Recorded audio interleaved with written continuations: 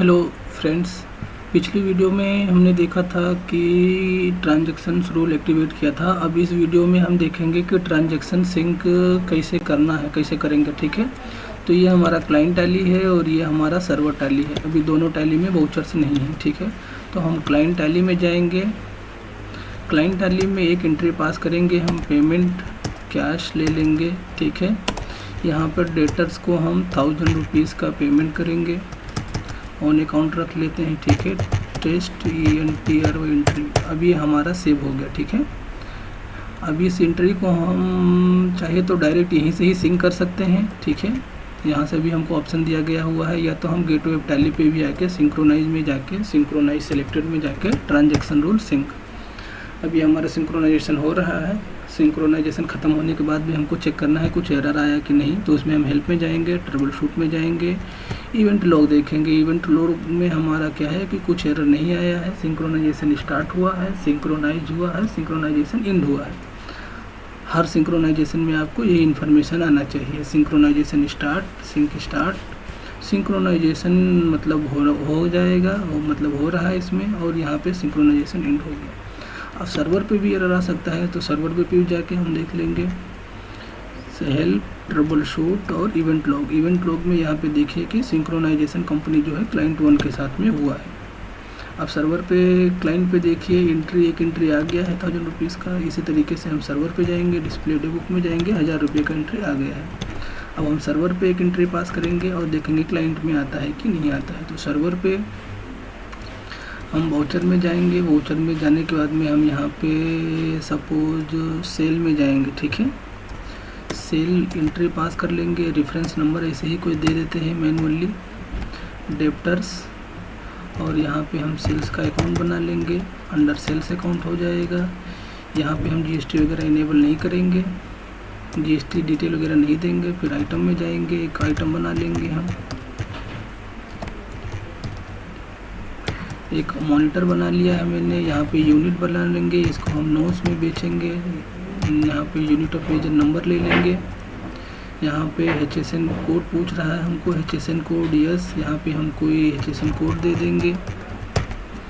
Description दे देंगे, description का ज़रूरत अगर आप देना चाहें तो दे सकते हैं। ठीक है, मैंडेटरी नहीं है। अभी GST में हम यहाँ पे लेंगे स्पेसिफाई डिटेल हियर, क्योंकि हमने ग्रुप में भी नहीं दिया है, कंपनी में भी नहीं दिया है। ठीक है, टैक्सेबल 18% हमारा टैक्स है, ये गुड्स है, इंटर करके सेव कर लेंगे।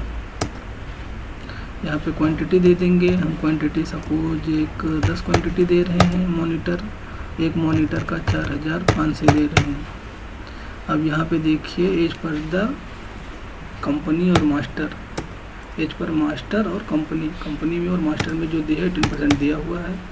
अब यहाँ पे हम CGST SGST का लेजर ले लेंगे, तो यहाँ पे हम ले लेंगे CGST, ये हो जाएगा हमारा ड्यूटीज एंड टैक्सेस। C बोले तो सेंट्रल टैक्स होता है हमारा, सेंट्रल GST, और यहाँ पे हम लेंगे यस GST। टैक्स हमारा कैलकुलेट नहीं हुआ है, अभी देखेंगे क्यों नहीं हुआ है। ठीक है, तो यहाँ पे हम ले लेंगे यस GST, यस से हमारा यस GST आ गया। उसके बाद में हम लेंगे IGST, ये भी हमारा आ जाएगा ड्यूटीज एंड टैक्सेस में, under group duties and taxes में GST IGST। तो IGST कैलकुलेट हो गया। इसका मतलब क्या है कि हमारा जो पार्टी था वो पार्टी इंटर स्टेट था। अब इंटर स्टेट हमने IGST कैलकुलेट होना था, ये ले लिया हमने, आ गया। अब यहाँ से हम इसको ऑल्ट ये करके, ऑल्ट या फ़ोन करके हम एनालिसिस भी देख लेंगे। 18% जो है GST कैलकुलेट हो गया है, कुछ एरर भी नीचे नहीं दिखा रहा है। अब इसको हम इंटर मार के क्या करेंगे, सेव कर लेंगे। अब यहाँ पे हमको ई-वे पूछ रहा है, ई-वे बिल नहीं, हम सिंक्रोनाइजेशन कर रहे हैं, तो अब यहाँ पे जाके हम सिंक करेंगे। देखिए अभी सर्वर से सिंक करके दिखा रहा हूँ आपको। सर्वर से सिंक कभी भी नहीं करना है, आप याद रखिए। मैं आपको दोबारा से बता देता हूँ। क्लाइंट रोल में अल्टर में जाके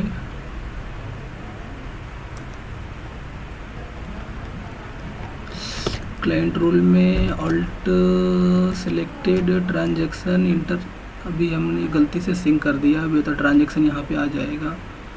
ठीक है, मैं आपको जो बताना चाहता था वो बता देता हूँ। पहले देख लेते हैं सिंक हो गया है तो देख लेते हैं एंट्री आई है कि नहीं आई। डिस्प्ले डेबुक में जाऊँगा मैं और एंट्री हमारी यहाँ पे आ चुकी है सेल्स की। सर्वर में जाऊँगा डिस्प्ले डेबुक में, यहाँ पे भी 2 एंट्री है, यहाँ पे भी दो एंट्री है। तो हम बताना जा रहा था मैं आपको, ये सर्वर एक क्लाइंट में सिंक्रोनाइज और क्लाइंट रोल अल्टर। यहाँ पे देखिए, यहाँ पे जो है आईपी और URL based sync. IP sync क्या होता है कि आपका आईपी एड्रेस, जो सिस्टम का सर्वर का आईपी एड्रेस रहेगा, वो आपको एक परमानेंट आईपी रहेगा, ठीक है। वो आईपी एड्रेस और टैली जिस पोर्ट नंबर पे आपका लाइसेंस चल रहा है उसका पोर्ट नंबर यहाँ पे देना है। और उसके बाद में आपको कंपनी इसमें कनेक्ट करने का ज़रूरत नहीं है। आईपी सिंक में और लोकल सिंक में कंपनी सर्वर पे कनेक्ट करने का ज़रूरत नहीं है, ठीक है। ये आप याद कर लीजिए। आप अगर टेलीकेयर में भी बात करते हैं, अगर वहाँ पे कनेक्ट करने के लिए बोलते हैं तो भी आपको कनेक्ट करने का ज़रूरत नहीं है।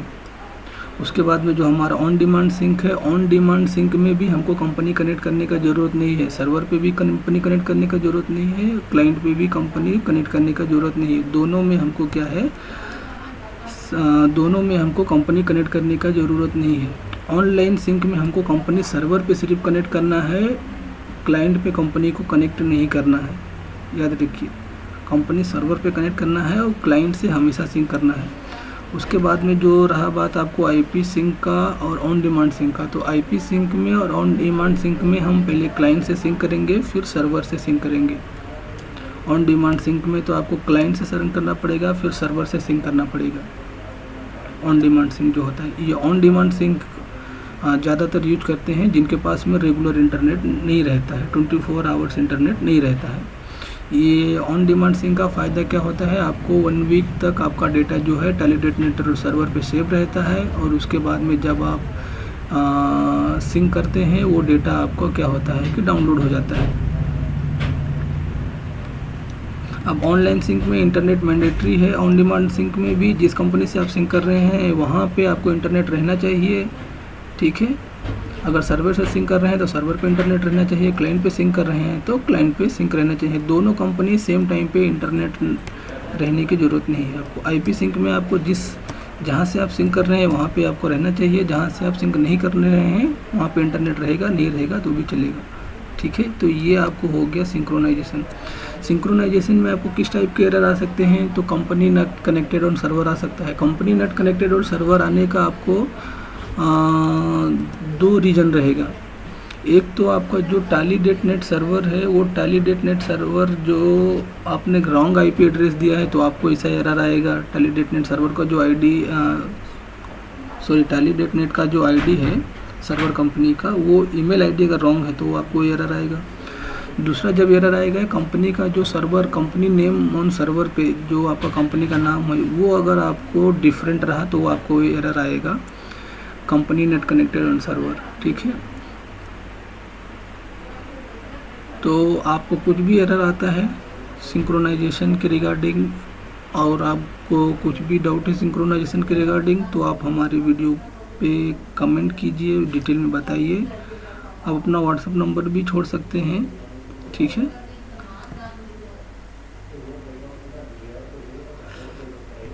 और कुछ जानकारी के लिए आप हमारे वीडियो पे कमेंट कर सकते हैं। Thank you for watching.